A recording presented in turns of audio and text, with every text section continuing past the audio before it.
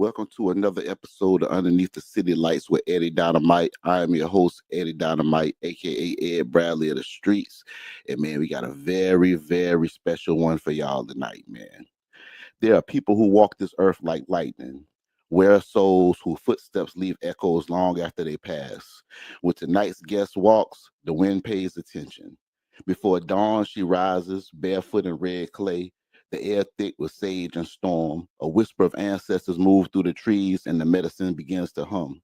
She is a herbalist, shamanic guide, wisdom keeper, a woman who works lies between the worlds. Her hands knows the knowledge of plants. Her voice carries the vibrance of remembrance. Her spirit, the bridge between suffering and freedom. Out of the humid low country of South Carolina, she built a temple of medicine, not of stone or gold, but of people, pain, and prayer. Through combos, she cleanses. Through psilocybin, she awakens. Through ancient teachings, she realigns the soul with the heartbeat of the earth itself. But her journey began long before ceremony, before titles and initiations, back when she was just a girl feeling the pull of something bigger, the knowing the healing was already written in her blood. That calling took her across oceans to Kemet, the land of origins, where the sun itself feels sacred and every stone remembers. There, beneath the weight of ancient pyramids, she felt the hum of ancestry in her bones, a remembering that changed her forever. And now, as she prepares for her next pilgrimage from November 3rd to the 18th, she opens that path for others to walk beside her, to return to the source, to reclaim what was never lost. Today, we sit with her, the herbalist, the warrior, the teacher, the mirror. We sit in the presence of a woman who teaches that medicine isn't found, it is remembered. This is not an interview, this is initiation. Family, y'all welcome to the show, Miss Barbara James Payne. How you doing, sister? Greetings. I am well. Thank you. Thank you. That was beautiful. Oh man, I gotta give credit where it's due. So I ain't gonna hold you too long. You know, we gonna I like to jump right into it. So taking it from the top, Miss Payne, please tell us where you from. You know what I'm saying? Tell us about your childhood and your upbringing. So I am originally from Willingboro, New Jersey. Well, Mount Holly. I was born in Willingboro, but I grew up and lived in Mount Holly pretty much all of my life. So New Jersey is where I call home, right under Philly. Um, Okay, so yeah. okay. Okay. Um, Oh, tell me about the environment during that time. About your family. Your family. Was your family always involved in plant medicine? Was your family always a spiritual family? How was your family life growing up? So I actually grew up. Um, my mom put me on a school bus to the church, to the local church. My mother's side, they are all from Germany, and Ah, my father's side is from New Orleans, Mississippi, and Alabama. okay, okay, Yeah. okay, okay, okay. So they merged the two, and here I am. Uh, Um, but yes, I grew up, and my mom put me on a church bus, so I pretty much grew up Christian. Um, we did work with a lot of plants, not so much taught to me, but I just saw it, right, right. especially more so with my grandmother. And Mm, so I memories, potatoes on your feet, right, right, going out and get, herbs, collecting herbs for teas or, for ailments and things like that. But right, it was just really common. It wasn't something like, what's she doing? It was normal. right. Um, and so I, you know, grew up in I wouldn't say necessarily in a bad neighborhood. It wasn't great, but we lived in the projects. But projects ain't the projects when you little. Right. That's right. Right. You know, uh, so they call it the gardens where I'm Mm. from. I grew up in the gardens, Ah, and then we moved out. you know, anything Um, they say is gardens or anything behind that, you know it's rough. Right, my right. Holly Gardens is what they called it. My Holly Garden. Yeah. We moved out as I became a teenager, and at 18, I went off to the military, Okay, okay. and I did 24 years in the military. Oh, wow. Okay, Yeah, okay. What and br- what what branch were you in? Air Force. Oh, okay, okay, okay. Cool. Yep, Okay, okay. yep. So traveled the world and retired in 2017, Mm. and moved to Charleston, South Carolina. Okay, okay. That's real cool right there. Okay, okay, okay. You Yep. had a nice adventure. You know what I'm saying? Just that Yeah. beginning, like you. I know, like you still on your adventure, but like you started it off. So did you have any? So I know you just said at the beginning about the potatoes on your feed your grandmother. Were these any early teachers? Were your grandma, were they teaching you anything about these things they were doing, or were they just doing the remedies on you whenever you got sick? They were just doing the remedies. Mm, I didn't realize until I became an adult that, mm, we were actually healing by the earth. right, You know what I mean? right, Nobody ever really taught me. It was just kind of like, even as I had my own children, my mom would be like, get this, rub some Vaseline, put some mint in it, put it on the baby chest. Don't go get that stuff from the store. You know what I mean? right. Uh, so it was just told to me to do, Mhm. never really taught, just like, this is what you do. So, I Right, mean, I guess in a sense that is teaching, right? right. That's right. That's right. That's right. So, so going on to this, like you say, to your adult, when you started dealing with the medicine, were there any pivotal trials or crisis points in your life that pushed you towards your path to being a healer? Yeah, absolutely. So I am a bit different than most, herbalists and healers, Mhm. people who work with plants. Um, I was not necessarily like, I didn't sit under my grandmom's feet Right. and was taught anything. I Mm, kind of It was trial and error for me. So I was sick. I had liver cysts, mm, osteoporosis, chronic migraines, arthritis, endometriosis. mm. I had ovarian cysts. You name it, I had it. And I wasn't really a bad eater. I was always pretty healthy, but you don't really know how healthy you are until you start getting these diagnoses. Right, right.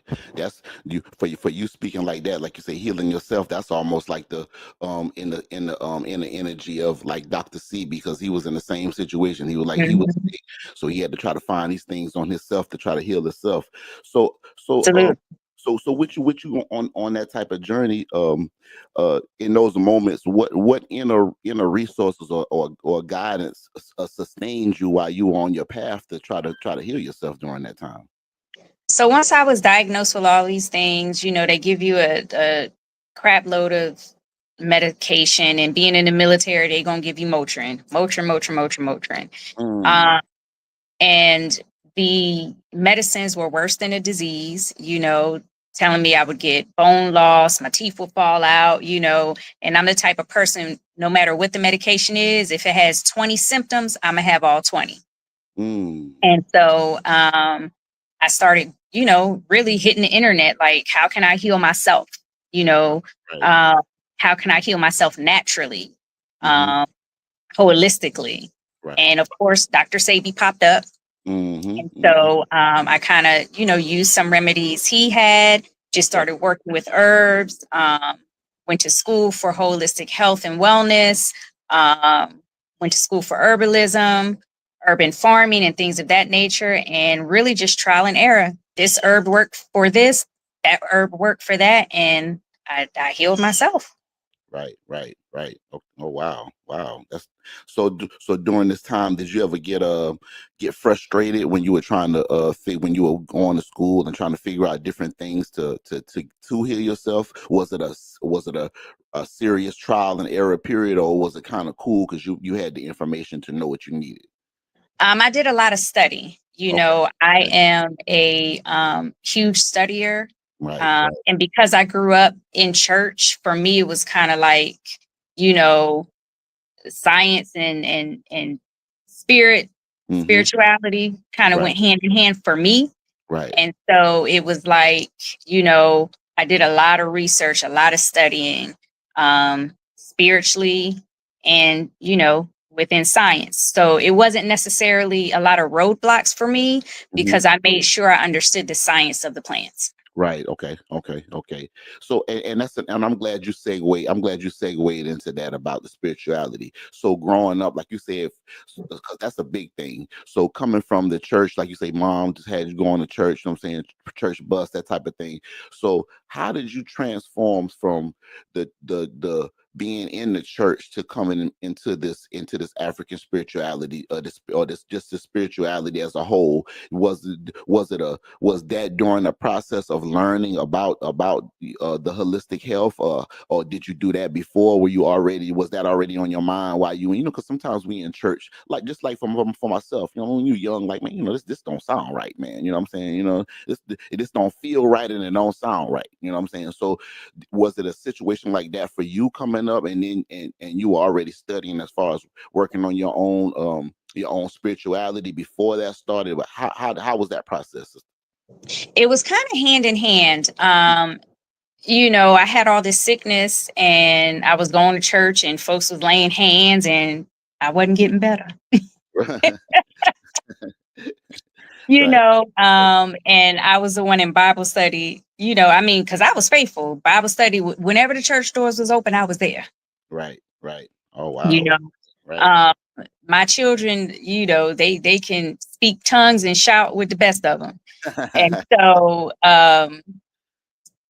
after a while, you know, I just asking so many questions. Well, why is this? Why is that? Well, if you said this, but when you go to this chapter, it say this, and when you go to that chapter, it say that. Like, you know, some contradictions, things going on.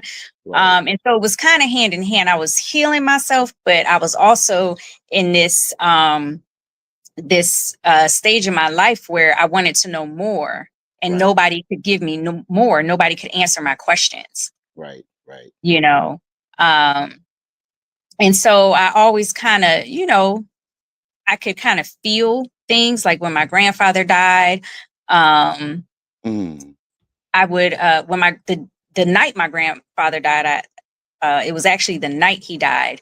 My grandmother went to bed, and I got into bed with her, and I can't remember how old I was, um, but you know, I got into bed with her, mhm. and the sheets started going like this. Oh wow. You Mm, know, and I was like, mm, what's going on? But I didn't feel unsafe. I didn't feel afraid. I just didn't know what was going on. But I right. knew that he was there. I knew it was him, you Powerful. know. And so all of that wrapped into, well, Christianity says this, you know.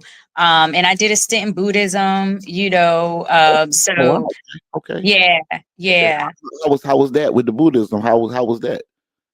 It was beautiful. Mm, You mm, know, it was all about peace and you mm. know, I feel like people go to different religions based on their lifestyle, Right, right, you right. know. Mm, And so Buddhism, I loved it. You know, I love the chants. I love the peace that it instilled, the meditations. But even that was kind of like, right, right, you know, right, right, not for right, me.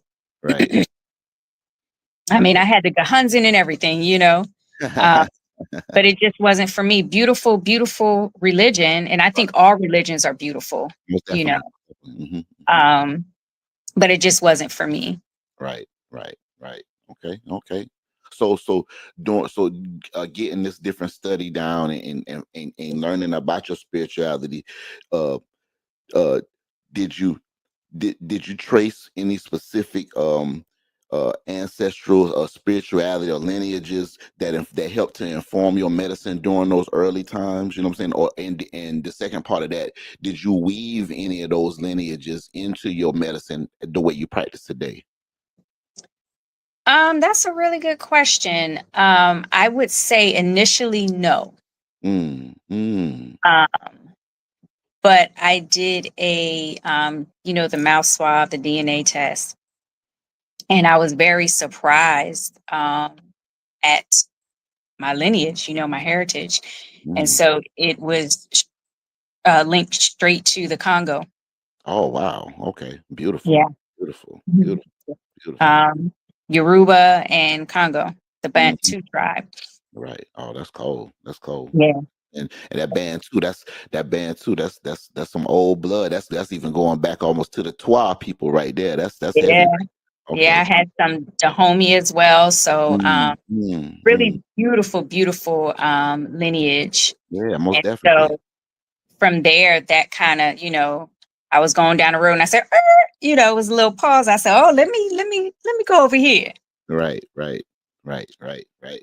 So and I know that and from then I know so have you so from then from you learning about your lineage and those different type of things, have you studied more about the culture? Have when and I'm not gonna ask you that question. I'll wait till later on to ask you about that. But have you studied more about the culture since you learned about your lineage? I have. I have. Mm, Mm, mm. Okay. yep. Okay, so I'm gonna get into your medicine path. So and am I pronouncing this right? Is it combo? Is it Cambo? Cambo? Congo or Cambo. Okay, okay. Hmm. So what? So now this was very interesting when I saw you doing it, and I actually watched a couple of videos on this too. And I wanted to know when and how did you even encounter this in your journey? That's what I want to know. So, as I progressed in my journey, I was already working with rape and psilocybin. And Mm, so I wanted to sit with the medicine of ayahuasca. And I didn't mm, necessarily know how or where, but I knew I wanted it to be, with a shaman, of course. right. Typically, that's the only way you can get ayahuasca anyway. Mm. Um, and so I joined a tribe called Ecology of Shamanism. I don't want to say a school because it's not a school; it's a tribe. Right. And within that, you take an 18-month journey and dive deep into the medicines. And so, diving into those medicines, one of the medicines that my shaman works with, Tahira Ma'at, is Cambo. And so Mm. I actually was not a huge fan of Cambo. I really just wanted to work with ayahuasca and psilocybin. Right. Um, and so through those 18 months, you take a deep dive, you sit with ayahuasca, and you sit with Cambo, and then you get trained in the medicine. So I was trained as a practitioner in Cambo, and I learned to love it once I dove into the science of it. Mm. Mm. For Right. me, it was like, so you gonna burn me, then you gonna take the secretion of this frog Mm. and put Right. it on the burn mark. Huh. Mhm. Mhm. Okay. That don't sound right. And so I dug into the science of it. Right. Right. And the secretion from the Philomedusa tree frog, Mm. bicolor tree frog, is actually very similar to our own peptides. Mm. Very, Mm. very similar to our own peptides. And so that's what puts the immune system into overdrive and helps you to heal. Right, right. All right. Wow, wow, wow. So, before I ask you this next question, because I want to tap into what you just said about the ayahuasca. So, what you dealing with these type of different these different plant medicines. What was your first experience taking these? I don't want to call them a psychedelic. You know what I'm saying? But what was your first experience taking those tapping into those medicines? So it's okay to call them psychedelics because they Okay, are. okay, Um, okay. and some people, will say they're drugs. They're not. Right, correct, correct. Mhm. You could go all the way to Kemet and see it on the wall. Okay. That's right, that's right. Uh, but my first experience was with psilocybin, Mm, and I took a hero dose, and I was literally in the cosmos, mm, mm, floating around in space, and mhm, there were doors around me, and each door was a different color, and I was just in a circle of doors. Each door was closed a different color, and I was just kind of, flying in space. And I heard mm, a voice say to me, um, pick whatever door you want to go through. But once you go through that door, you can't unknow. Mm, you will know. powerful. Mm, And I didn't go through any of the doors because I was afraid. right. And then from there, I just kept working with the psilocybin. Um, and then eventually went to ayahuasca. I've sat with ayahuasca twice in the DR with my shaman. And then her and I traveled to the Amazon, to the Yawanawa tribe, and lived with them for about 7 days and did 3 more ceremonies. Oh wow. What? Hold up, Yeah. because I don't want to skip over that. So you were actually in the Amazon with these tribes. So how was that experience? Because now you made me let me pause for these questions. I'm about to go. I want to know about this. So how was this Amazonian situation? So we went to Brazil, Mm, which was about 4 flights, and this is going to get into how deep in the Amazon we were. okay. So we got to Brazil. We did an overnight in Brazil, and then it was a 3-hour bus ride and a 7-hour boat ride in a canoe. Mm, 7 hours deep into the Amazon. wow. Wow. Wow. And we were there for 7 days. And the first day we rested. The second day we were up at dawn doing Cambo on the riverbank. Mm-hmm. And then ayahuasca that night. That ceremony started at 9. It ended at 6 that next morning. We rested. Next day Cambo. That night ayahuasca. Rested. That morning Cambo. That night ayahuasca. So you don't play. You queen. You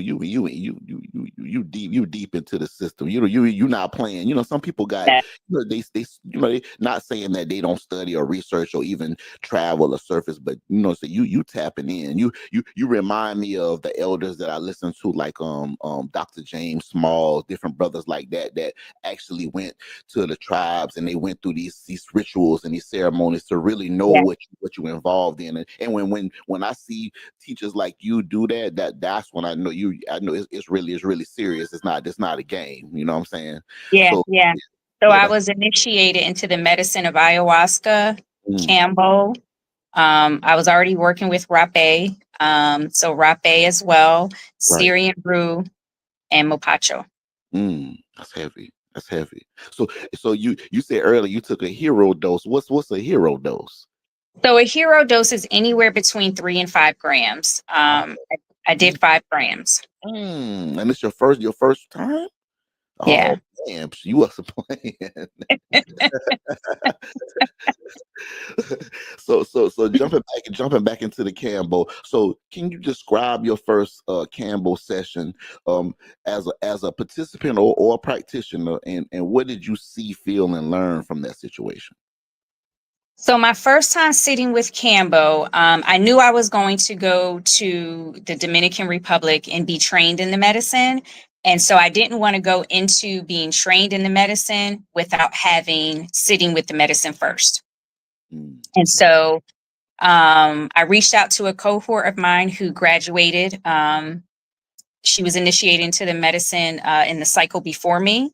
mm, And I asked her to come and, you know, sit with Cambo, serve me Cambo.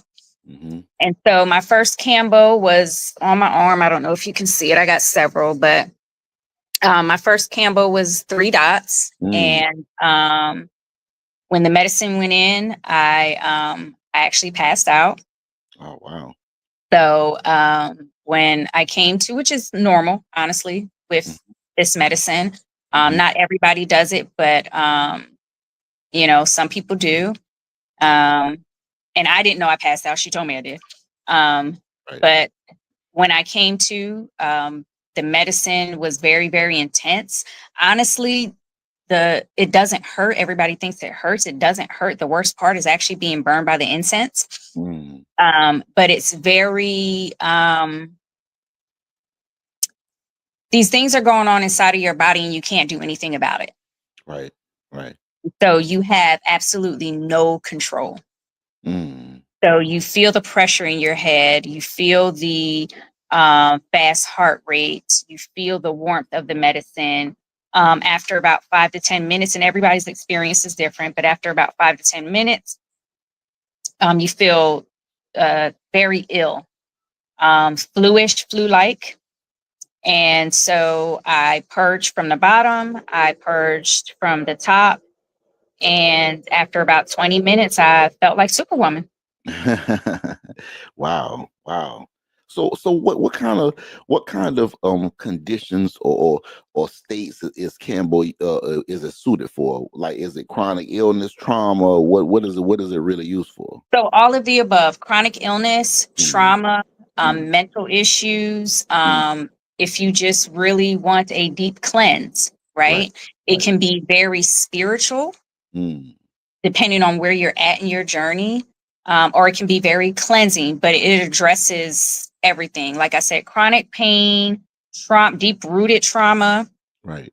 mental issues, Hmm. if you want to deep cleanse, people who should stay away from Campbell are people, or I should say not stay away, but who are not fit for Campbell, Mm, who I would not recommend it to, are people that have heart conditions right. or naturally run a very low blood pressure, Hmm. Hmm. things of that nature. But for the most part, anybody can sit with Cambo. Right. Um, and it's a beautiful, beautiful medicine. Mm, Very intense, but very beautiful.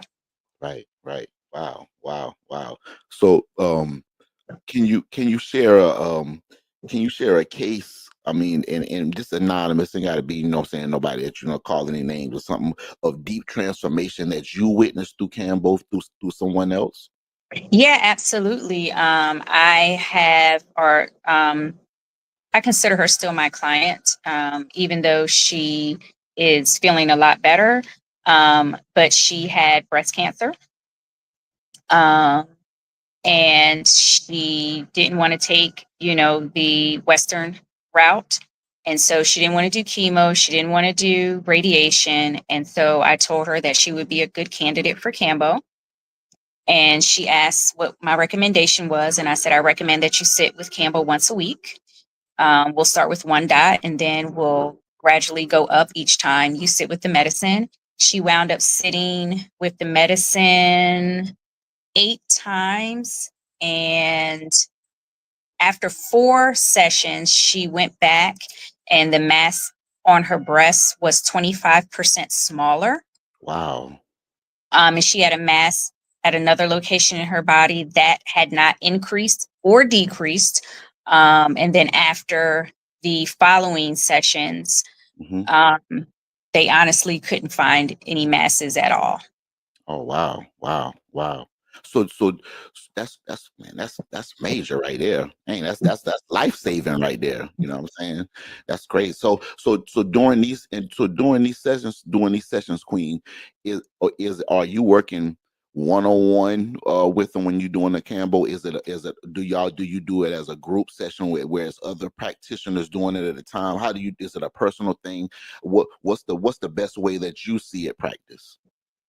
It really depends on the individual. I Mm, have had dual sessions okay. where it's two people at a time. And I ask them, do you mind if you sit with another person doing Camel? And Mhm. they don't mind. Some people are very private, they want to be Right. alone. Okay. Right. I've Right. done up to 3 people at a time in a group setting. Oh, wow. Um, Okay. they were women, they wanted to do it, as women together. Hmm. So it really depends on the person. And I would typically be the only facilitator. I wouldn't do any more than 3 at a time by myself, though. Okay. Right. Right. What do too with too much energy in the room at the time? I want to be available for any type of emergencies. And so if I have so many people in the medicine, so what I do is if I have three, because three is the most that I've done at a time, I stagger them. Right. Right. Mhm. Right. Right. Right. So you able to help everybody in case something goes now, because Correct. because I was going to ask you that you right on point with it. I was going to ask you what are the risks or ethical cautions that you emphasize while you're practicing this. So Campbell was perfectly safe, right? Okay. Okay. Campbell is perfectly safe. Have there been deaths with people using Campbell? Mhm, Yes, but they mhm. did not die from Campbell. Right, right. Got you. Got you. Typically, if you don't have a good practitioner, You have to know what type of medications your clients are on. If they're on certain medications that are going to be counterproductive to the Cambo, you make sure that they go off of those medications prior. Another thing is obsessive or excessive water drinking. You can dry purge, right? Meaning that you don't give your client water, or they can purge off of water. They don't necessarily have to have water, but a lot of practitioners, their ego gets in the way and they want to see the purge. You don't have to purge off of Campbell. Some people do, some people don't. And so what happens is they make them drink an excessive amount of water and they die from too much water intake. Oh, wow. Wow. Right. Right. Right. Right. So Right. after you've had all this water, right, it's loading the cells and now your electrolytes are gone. Now you're purging, more electrolytes are gone, and you don't have anything to refill your body back up. And that's why people have passed away. And I've honestly only ever known of two people. Well, I don't know them personally, but Right. what has been seen within the media and things like that, two people have passed away. They weren't from the US. They, I believe, from Australia and another place overseas, but it was due to the medication they were on and excessive water.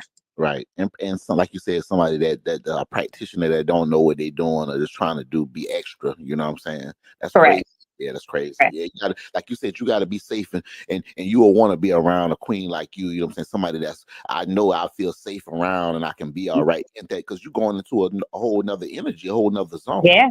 You know? Yeah. Yeah. Wow. That's amazing. So I want to ask, and this is a question that was on my mind too about your work with psilocybin. Am I pronouncing that correctly? Yeah. Psilocybin. Okay, because I don't want to tear that. Psilocybin. Okay, okay, Everybody pronounces it differently. okay. All right. So we're dealing with the psilocybin. So before I begin the question, this is a big question that I have. Everywhere you see now, they got psilocybin. They got it in the smoke shops. They got them in these gummies. They got them in these chocolates. They promoting it everywhere, left, right, left. You know what I'm saying? I even ran into a couple little brothers in the hood with bags of mushrooms, eating them, no dosage. You know what I'm saying? No, don't know really what's going on. You know what I mean? My so and we know how fads and trends and the media takes these things. I know psilocybin work has been around for ages.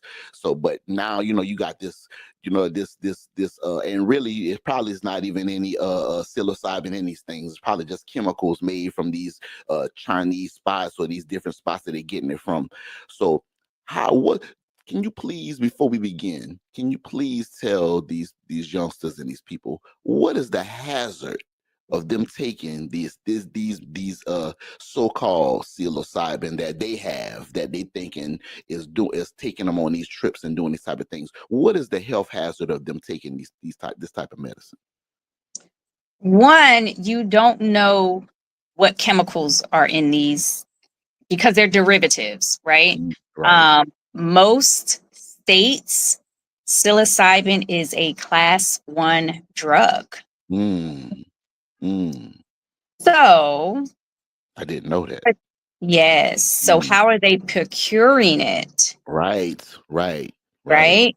Mm-hmm. What is in it, Mm-hmm. right? Right. And if they are not affiliated with a psychedelic church, or are getting it in large quantities, it's illegal. And because it's illegal, there may be additives in it to not make it so illegal, if that Uh, makes sense. I see what you're saying. So they can kind of get away with it through the loophole, Right, right? Right. right. And Right. so what happens is they're loaded with chemicals. Mm, mm, Right? Loaded with chemicals. So if you're not getting it from a reputable source, right. and psychedelic treatment is all over the US. You can go Right. almost anywhere and get psychedelic treatment, right? Most definitely. Right. And if you're a shaman, obviously it's not illegal. If you're working with the medicines, and you have been trained, it's not illegal. But you don't know what you're getting. especially if it's not a reputable source and not from someone who actually is growing the mushroom themselves.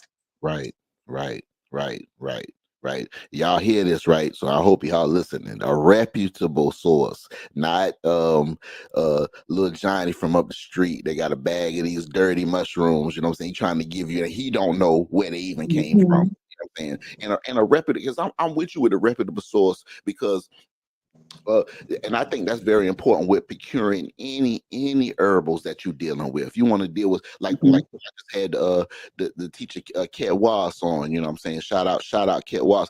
Just the same with him, like I was telling him, brothers and sisters like you that have the information that I go to, instead of going to somebody, you know, because I've been to plenty shops where, you know, you just walking in and you kind of on your own, you know what I'm saying? You Mhm. grab something and you grab it, they'll give you a little brief something, but probably just as much information that you already knew coming in the store. You know what I'm saying? Versus, Mhm.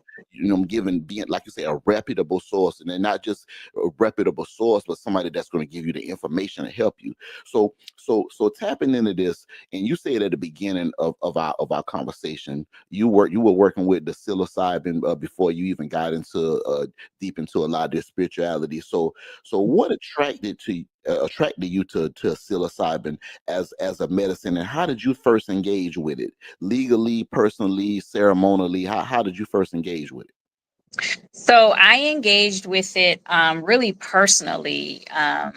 I didn't do the ceremonial route. I was still new to it. And so I Mm, don't judge folks who, want to work with psilocybin or magic mushrooms. I don't judge because that's how I first came to it. But for right, me, I wanted to deepen my connection with spirit. right, okay, okay, And so, and expand my consciousness, right? Because for me, that's what it was about, to tap in spiritually and to expand my consciousness. It right, wasn't about getting high, it wasn't about a trip, it was about me expanding my consciousness. Because right. when you work with these medicines and you sit with these medicines, your consciousness is going to expand. The Mm, things that I know, mm. the I things that I know can only imagine. Mm, that no one no one knows, right? mm, And if I mm. said these things, people would think I was crazy. Right, You know right, what I mean? mm, But it expands your consciousness, right, right? right. You I told my shaman after the 3 ceremonies that we sat in with the Yahweh tribe, had I Mhm, not had the training, understood what integration looked like, mhm, and wasn't already very much grounded and aligned with myself, mhm. I would have come back to the States, packed my bags, and went and moved into a cave. Oh, wow, wow. Mm. Ah, Because you realize that none of this is real. None Matrix, of Matrix, right, right, Matrix. right. And when I was in the medicine, there's a scene because after I came back, I actually watched The Matrix. Okay, okay. Oh, that's crazy. Right, right, right, Right. right, right. Because once you do the medicine and you watch these movies over, it's kind of like, oh, you know. Right. But when I was in the medicine, there's a scene in The Matrix to where Neo was in this egg and he Mhm. had all these things hooked up to I him, remember that. I know where you at. Okay. right? When I was in the medicine in Brazil, sitting with the Yawanawa tribe, my vision, I seen myself in my mother's womb. Ooh. And I had all of these things connected to me, not just the umbilical cord, but other things. And all this information was coming in, Mm, right? mm. And when I came out of my process, I was in the fetal position, balled up. And when I opened my eyes, I was like, yo, this Wow. is crazy. Oh And man. so then I watched The Matrix and I said, oh my gosh, that's literally the same thing. So, Almost like a rebirth of yourself on a higher plane. You know what I'm saying? yeah, Right. yeah, Right. Right. yeah.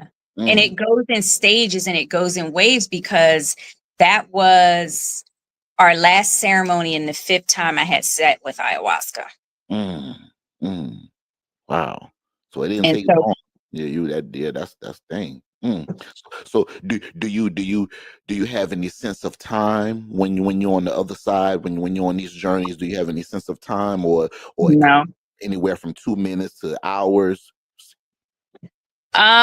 So it's not like bufo. Bufo is literally you inhale it, and you're in a process for maybe like 5, 10, 20 minutes, but Okay. it Okay. seems like you're down for hours. Right. Okay. Okay. Now with ayahuasca, depending on how many cups you take, it could be anywhere from 3 hours to 9.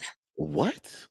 Yeah, Wow. because remember, we started our ceremony at 9 at night and finished Right. at 6 in the morning. It's in the morning. Right. Right. You did say Mhm. that. Hey, wow. Yeah. Mm. But is your body? Do you feel it on your body? Can you feel the tiredness, or you don't even feel that? It's like your physical is not even there. Your physical, for me, everybody's experience is different. For Right. me, my physical was no longer on this realm. Mm. I Mm. was in another place learning from my ancestors, Mm. That's ancestors heavy. that I didn't even know. Mm. You know what I'm saying? And Right. it's so ironic. Behind me was these three gentlemen who came over to sit with the medicine, who were like war vets, right? Right. Right. And so we really resonated with each other because I'm a veteran, and they had never done ayahuasca before. And I had already sat with ayahuasca at least twice. And they were being like really loud, making jungle noises and things of that nature. And I turned around and I said, "Hey, you guys are being really loud. Like, can you quiet it down? Because I'm in my process." And the gentleman says to me, "Are you Egyptian?" And I said, "No." But to understand, right, when we talk about Egypt, Right. Right. right, and these were Caucasian males. So why are they seeing Egypt in their process? Right. Right. Right. You know? Right. Right. That's right. Exactly. Wow. Wow. And they were already in the process while they were going on. They were already under. Oh Yeah. wow. We were Wow. all under. Mm. Mm. That's heavy. That's heavy. That's heavy. It's, that's, but which speaking with you, because I've always been, I wanted to tap into it, but I don't really know, man. You know what I'm saying? But speaking to you, while you making me feel more comfortable. You know what I'm saying? And if I choose to tap into the psilocybin, I would want to do it with someone like you that I know I'll be safe, and I need to know, you know what I'm saying, be able to watch me. I'm not in a whole nother place, you know. You know what I'm saying? Right. Right, Absolutely. right. So how would you personally describe the difference between the landscapes of Campbell and psilocybin medicine, and what does each offer uniquely, in your opinion? So Cambo is not a psychedelic. Hmm. So you won't have, well, you could. You could have visions. It really depends on where the person is, but it does not have DMT in it. So let me say that it doesn't have any DMT in it. So you would not have any type of psychedelic effects. But if you are really tapped in, you could possibly see things while you're in the medicine.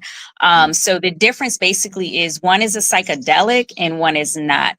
One is for chronic illness, and a flush of the lymphatic system. And the other is a psychedelic, helps with mental issues, right? Bipolar issues, schizophrenia, depression, sadness, PTSD. Hmm. Uh, it increases cell health. You know what Right, I'm saying? right, right. So um, those are the difference between the two. Mm, mm. The So main, the biggest difference is one is a psychedelic and one is not. that one is not okay. Mhm. And Cambo, you can, even though it's like you can buy a Cambo stick on Etsy. Oh wow, okay. Yeah, Right, yeah. right, right, right. So it's easy to procure. Um, It's not controlled. It's not a controlled substance or anything like that. Mhm. Whereas psilocybin, in certain doses, is a controlled item. Control item. Right. Right. Mhm. Right. So, excuse me. So right now they got a like, and I'm glad what you just said. I'm gonna segue from what you just said because they have a growing conversation right now, with psilocybin and mental health, like you said, dealing with depression, PTSD, addiction, all that type of thing. So, how do you, and I'm speaking to you because you're a master teacher. How do you situate psilocybin medicine within the Western psychiatric paradigms, the way they use it? How does it, do you feel like the way they practicing it, what I'm saying, as far as the Western medicine, are they using it in the same sense of when you're tapping into someone and helping them with any mental issues? Is the same situation going on with these psychologists and these new waves that they're trying to do with the medicine? Is it the same process? No. Mm, mm, mm. Western medicine is only going to treat the symptoms. Right, right. Okay, okay, okay. It's only going to treat the symptoms. Mm, mm. Now, um, scientifically, is it trying to take the same route? Yes, because SSRIs will increase serotonin levels the same way psychedelics will, Okay, okay. but they only still treat the symptoms. Mm. You're not necessarily going to get to the root with SSRIs, whereas with psychedelics, if the person is really willing to do the work, you can get to the root of the issue. What are the issue? Right, right, right, Mhm. right, right. So what do you see the dangers of them commodifying or trying to or take these sacred plant medicines and using it for this? What do you see any dangers in that for these people for using them, for them using the medicine in that way that you just said? For people who are using psychedelics, Right, psychedelics, right, correct. um, so I don't think it is dangerous Hmm. if you are working with the medicines with a practitioner. Right, okay, okay, If okay, you're doing them on your own, it's very dangerous. right. Very, very dangerous. Mm, Because one, if you're on SSRIs, you shouldn't be taking any psychedelics whatsoever, mm, mm, right? You need to wean yourself off of the SSRIs and then use the psychedelic medicine. right. Um, Another thing is, because you can become very um, lucid, right? Hmm. You may get up and go for a walk and get lost, or obviously you don't want to drive. You really need to be with somebody who can watch you and help you to process through the journey, because you don't know what you're going to see, you don't know what's going to come up. You may have been molested as a child and didn't know it, and take the psychedelics and find out. Mm, right, right, you right, know right, right, so it can right. it can be very dangerous if you're just wanting to do these medicines on your own without any real education. And that's why I asked that, because I was thinking, when I asked the question, I was in a mind state of like someone going to like these, like not a practitioner like yourself, but somebody going to like a psychologist or any of these type of things. They working trying to got these PTSD addiction. They going to see somebody like that, and they giving them these medicines. But they're not giving you any information about you going on any trips or going or taking you a trip, or you on another in another dimension. They're not helping you with that. So I can just imagine in a person that's No. and they're at home, what I'm saying, and they're telling them, and you on another level, but they're telling you, okay, this is to open up this, or open your mind or this, but then you taking it, like you just said, and several times you say everyone is not the same, so everyone is not going to respond the same. So I could just imagine someone taking this and then they're on a journey and then they don't know what's really going on with them, you know what I mean? And because these people subscribe something to them that they think is going to help them, but like you said, it's deeper than that, way deeper than that, you know. Mhm. Wow, wow, wow. Yeah, that's something to really think about when we're being subscribed these type of things, or prescribed, excuse me, prescribed these type of things. Most definitely. So for those interested in trying to become a practitioner or guides themselves, what would be your advice, and what prerequisites would you tell them would they need? Personal works, spiritual maturity training. What things do you think would be essential for someone that say they also want to be a practitioner? Definitely spiritual maturity, Mhm. personal maturity, Right. right? Mhm. Emotional intelligence, um, loss of ego. That's a huge one, Mm, mm. because people think that they are the healer and Right. they are not, right? Right, Um, right, right. and definitely, go sit with a shaman, because for me, I started off with um, rapé and psilocybin, right? Mhm. Um, and I wanted to be in alignment with myself, which is why I actually got trained, Oh, right. because I didn't want to serve any medicine, even rapé, right? I didn't want to serve any medicine and not be in alignment with myself. So I wanted to go sit with the shamans. I wanted to, go sit with these tribe members and really understand and do the work, get the Right. education, understand the science of it. You Mhm. don't sit with the medicine and become a shaman overnight. It don't Right, work like that. right, right. I've sat with the medicine several times, and I do not call myself a shaman. I am Mm, not a shaman, mm, mm. right? Do Right, I facilitate the medicine? Absolutely. right, Am I right. able to facilitate the medicine? Absolutely. But I got blessed by my shaman, Mhm, mhm. Real, who real. has been doing this for over 20 years. Wow.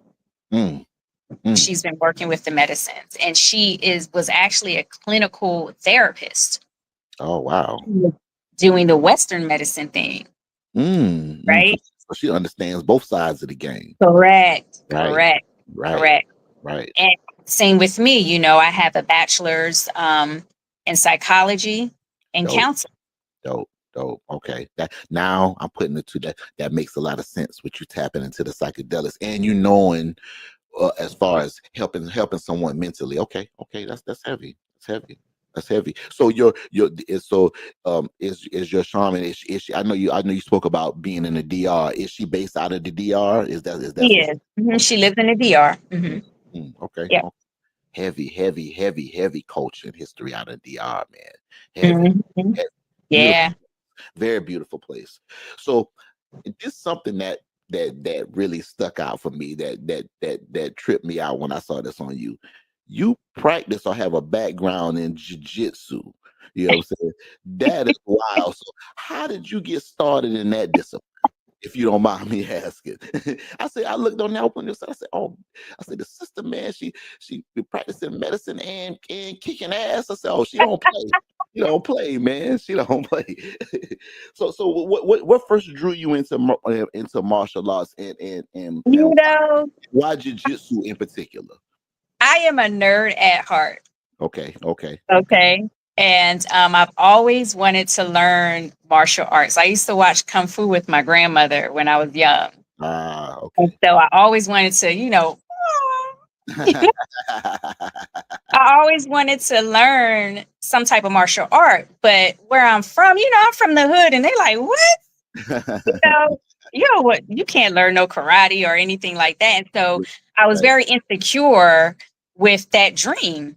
Mhm. And as I got older, being in the military, you learn, a few things, not a lot, especially in the Air Force, not so much. Right. But you do learn some combative moves. And so after I retired, I looked into, you know, learning martial arts. And a gentleman told me the best martial arts for a woman is jujitsu, Mm, because typically all fights go to the ground. right. And so I decided to take a free class and took it. And from there, I was sold. I competed. I won a gold, um, a silver, and a bronze in Oh, competition at okay. 48 years old. Yeah, well, I'm 50 now. okay, I saw you, my. I saw you putting in the movie. You don't play now. I saw you don't play. Yeah. So do you have tournaments all the time? Do you continuously or is this something that you do every week, every month? How does So that? I used to, but I would say probably about a year and a half ago, I broke my toe. Oh, Um, okay, yeah, I okay. broke my toe when I was sparring, Mm. um, when I was grappling with another female, and I didn't have a good grip, and I broke my toe. Oh, wow. And like I said, I'm 50 now, so it's kind of like, if I could find a woman's group, 50 and over that want to grapple, Right, right. I'm there. But she was a young lady, very agile, very young, and she was whipping my ass. And I went to get into a stance and bent my toe backwards and broke it. And so Mm. since then, I haven't been back. I'm a little gunshot now. Right, right, right, right. Well, well, the way I seen you out there moving on your videos, I know you'll be back. You know what I'm saying? So, Yeah, I'm actually looking for, a group with older women because what I found, in my class, shout out to Chango BJJ, those my um, peeps. okay. Um, it's younger men and women. Right, And right. so, they're locked in, Yeah, right, right. where for me, I just want, some gentle movement, yeah, we can get a little rough, but hey, self self defense, all that type of thing. right. Right, right, right, right.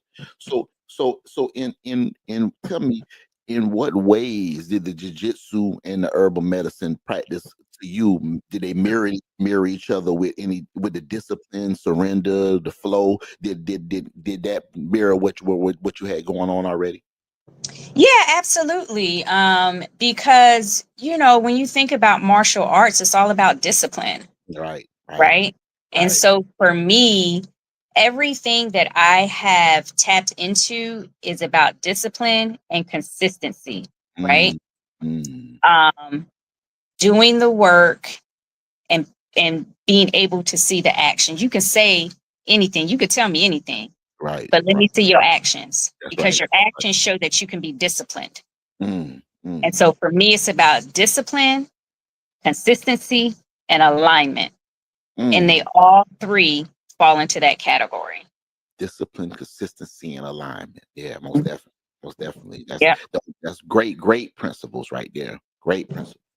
Yeah. So let me ask you a question. So are there any lessons from, do they call it a dojo? Am I right? Is it a dojo? We call it a gym.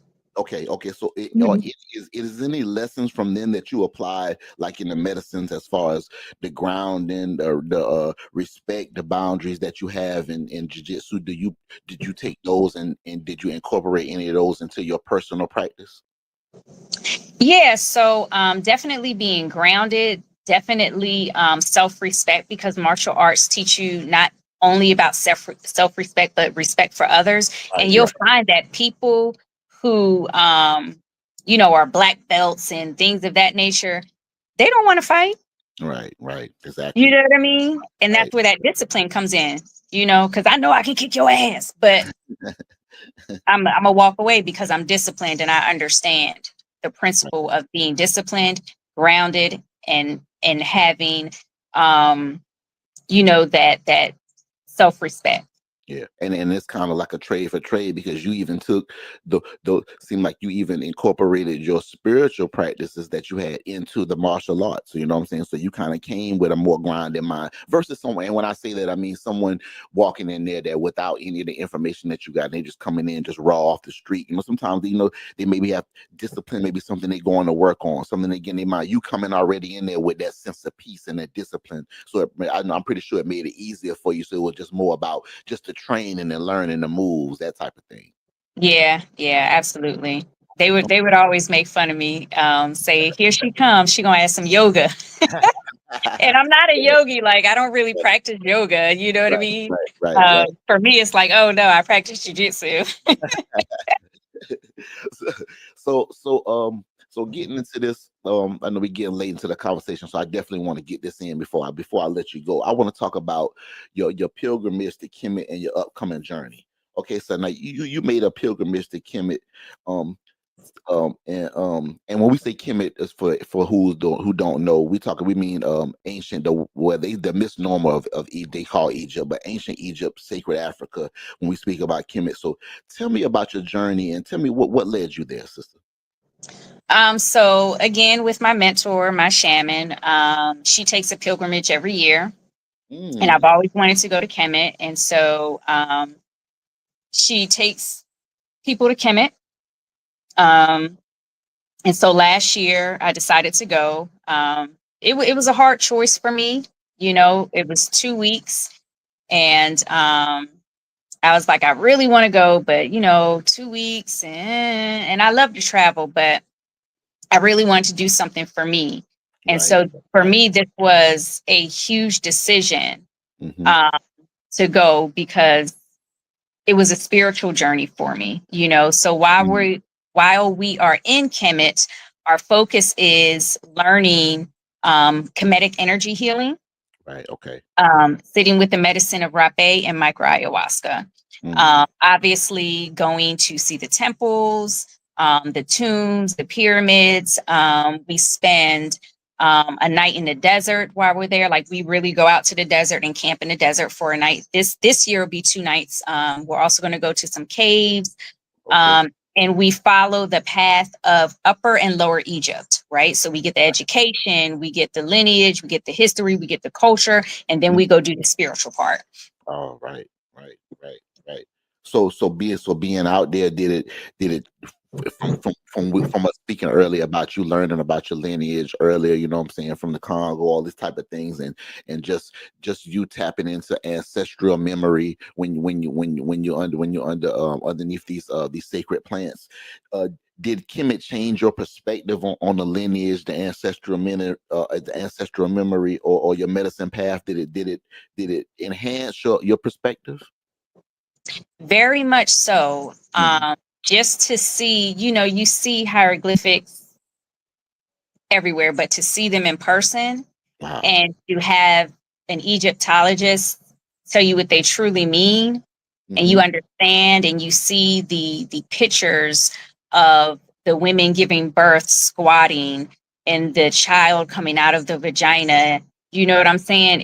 It Right. really, you really start to understand your purpose, who you are, why you're here.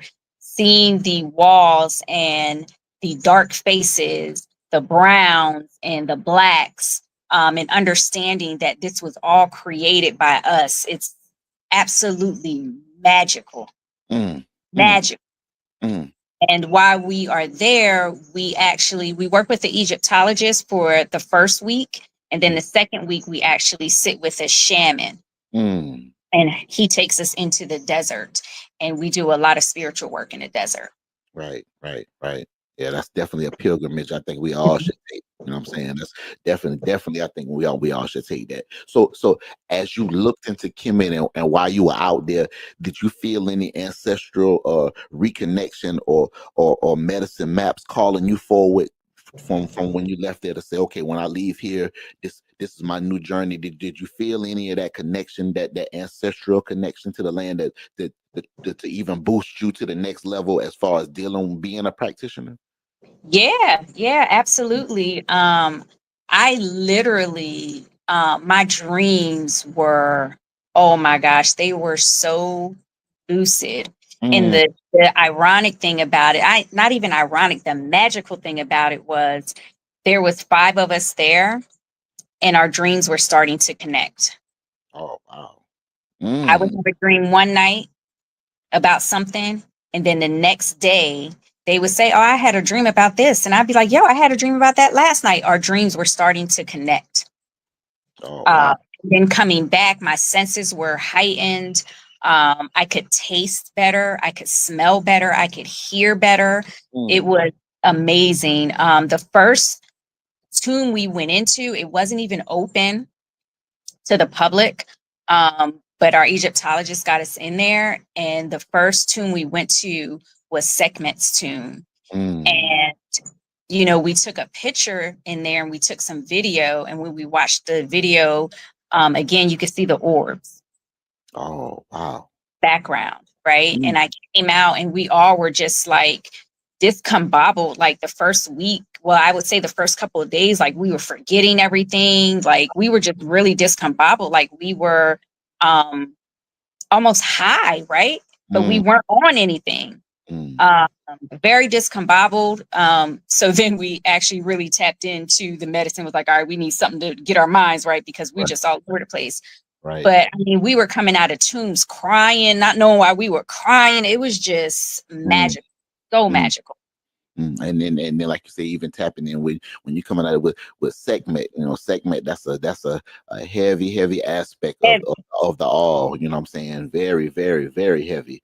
That's that about that, man. That's man. I know that was just a time, man. You know what yeah, I I'm came out crying, and I was like, I don't even know why I'm crying. saying? So your upcoming pilgrimage that you got going on November 3rd to the 18th. Am I right about the dates? Yes. Mhm. So can you share the vision, the itinerary, and the attention for this trip? Yes. So the first trip I went on, like I said, I went as a participant with my mentor, my shaman, Tahira Ma'at.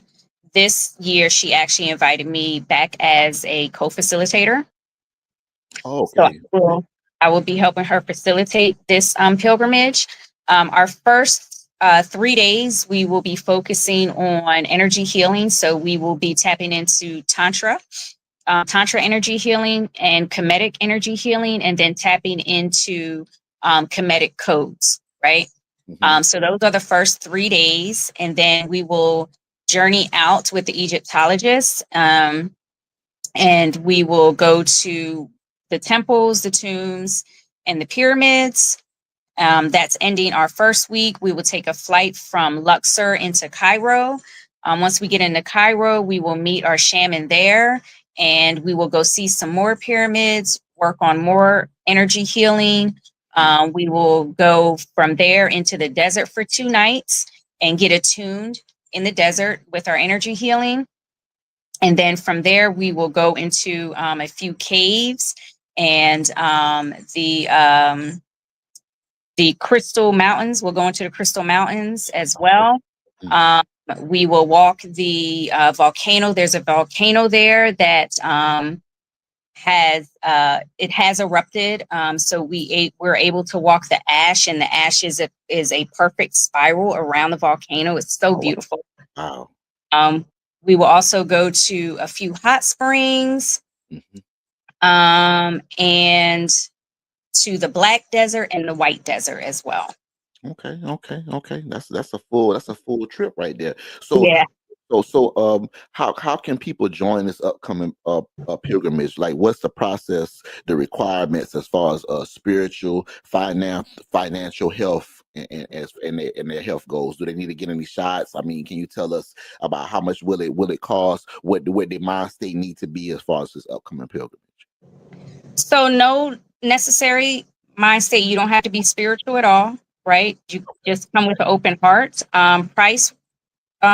Price wise, the total trip is $89.99. It includes your hotel stay and all of your meals. Oh, that's Um, cool. it doesn't include any excursions, but it does include the meals, Mhm. the lodging, and your flight from Luxor to Cairo. Right. Okay. If you drop my name, you will get $500 off. Mm. Um, and other than that, there's no prereqs. Just come with an open heart, wanting to learn and tap into some energy. Okay. Y'all heard it now. You drop her name, you get 500 off. You know, you heard it. She made sure she told you now. And so I don't want to hear no complaining later. So what advice or orientation do you offer?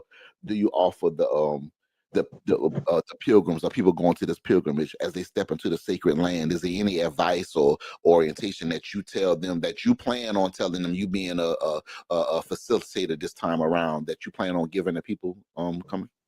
I would say just come with an open mind and an open heart and just enjoy the energy. It is a lot of energy.